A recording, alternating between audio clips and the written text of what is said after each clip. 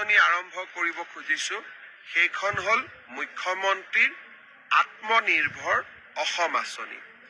এই আঁচনিখনৰ জৰিয়তে ৭৫,০০০ যুৱকক আমি ২ লাখ টকাকৈ আগবঢ়াম।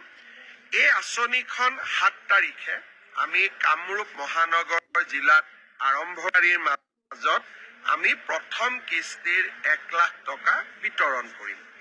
তাৰ পিছত ১২খন আৰু সভা অনুষ্ঠিত হ'ব। ডিব্ৰুগড়, তিনিচুকীয়া, চৰাইদেউ, শিৱসাগৰৰ হিতাধিকাৰীসকলক লৈ আমি ডিব্ৰুগড়ত এখন সভা অনুষ্ঠিত কৰিম। বিশ্বনাথ, শোণিতপুৰ, দৰঙৰ হিতাধিকাৰীসকলক লৈ আমি তেজপুৰত এখন সভা অনুষ্ঠিত কৰিম। বাক্সা, তামুলপুৰ, ওদালগুৰি হিতাধিকাৰীসকলক লৈ আমি তামুলপুৰ বা ওদালগুৰিত এখন সভা অনুষ্ঠিত কৰিম। মৰিগাঁও, নগাঁও, হোজাইৰ হিতাধিকাৰীসকলক লৈ আমি এখন নগাঁৱত সভা অনুষ্ঠিত কৰিম।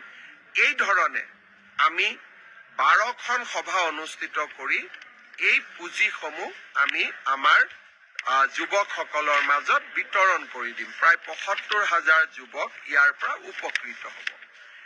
ইয়াৰ পিছত